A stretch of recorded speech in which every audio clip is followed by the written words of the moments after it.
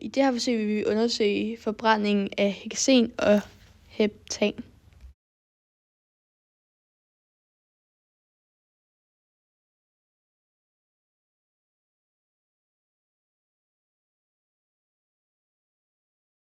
Så her der ser vi en afstemt forbrændingsreaktion af heptan. Vi kan se her, det er formen for heptan som en alkan. Og så har vi ilden her, og det bliver så til 7 CO2 plus 8 H2, fordi vi ved, at ved en forbrænding, ved en fuldstændig forbrænding, der kommer der CO2 og H2O ud, og ikke noget sod. Her der ser vi en ufuldstændig forbrænding af hexidenen, hvor vi ser, at der bliver dannet for lidt ilt, og når der kommer for lidt ilt, så kommer der sod, hvilket vi også ser i for eksempel brændeovne, og ved den her mangel på ilt kommer der en større flamme, som vi også ser for sødet, og en flamme, der er lidt stærkere rød. Før omrustning var der i Eppendorf rør 1, der var farven nederst, det vil sige brunvandet nederst, og i rør 2, der var de væskerne ret opdelt, sådan ret tydeligt. Efter omrustningen, der var farven øverst, det vil sige brunvandet øverst. Så UV-strålende fra sol eller andet lys går ind og påvirker brunvandet, eller BR2. Det spalter nemlig atomet i 2 dele, og så går BR2 op og bliver udskiftet med et af H-atomerne, der er i heptan, hvilket vil sige, at der sker en substitutionsreaktion. Og det ses også i vores forsøg ved, at brunvandet blev mere gennemsigtig i den, hvor det blev udsat for lys, end i den, hvor det ikke blev udsat for noget lys.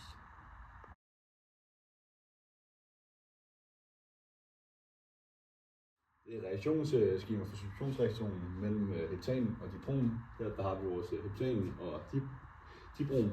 En reaktion mellem de to vil kræve lys. Det vil ofte være UV-lys, som man udsætter det for. Som vi ser her, der har vi vores heptan, som har fået taget et af sine hydrogenatomer og fået et bromatom ind. Det hedder et bromheptan, det her, og det vil også danne et hydrogenbromid. Så fordi at hydrogenbromid er en stærk syre, så vil den ligesom påvirke vandfasen til også at blive en stærk syre. Og det kan vi også se i vores forsøg, hvor vi målte pH-værdien til at være 4 som en syre. Og det understøtter ligesom, at der er sket en substitutionsreaktion med, at vi kan se, at hydrogenbromid ligesom har påvirket vandfasen til at blive en syre.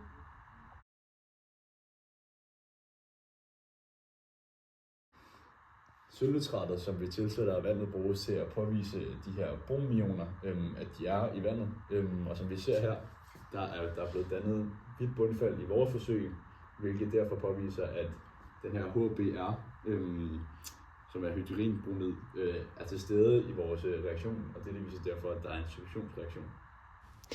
I dette forsøg tilsatte vi hex-1 til brunvand, og derefter undersøgte vi, hvad en omrustning vil gøre for udseende i et Eppendorf rør.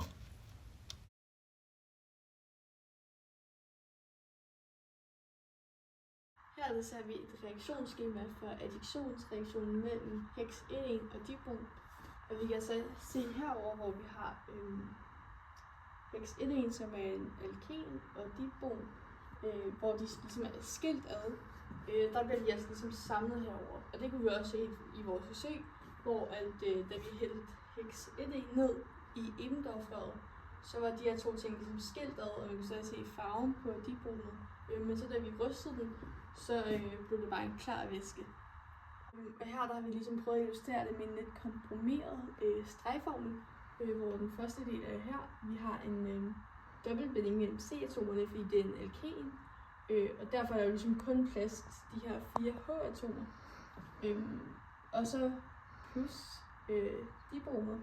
Men når vi så har rystet den, så kan vi så se, at det ligesom har samlet sig. Og der er dobbeltbinding mellem C-atomerne er blevet fjernet, og det vil altså sige, at der er plads til de her 2.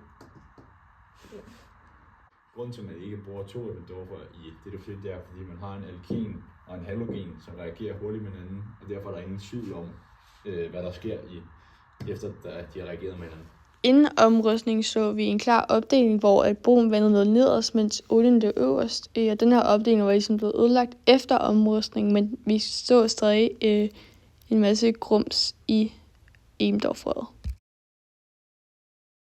Her ser vi reaktionen mellem brunvand og olie, og vi ser ligesom her før omrustningen, hvor de var opdelt, og efter omrustningen, der var brunvandet ligesom blevet affaret, og når man ligesom ser, at brunvandet er blevet affaret, betyder det, at olien indeholder umættede fedtsyrer med dobbeltbindinger.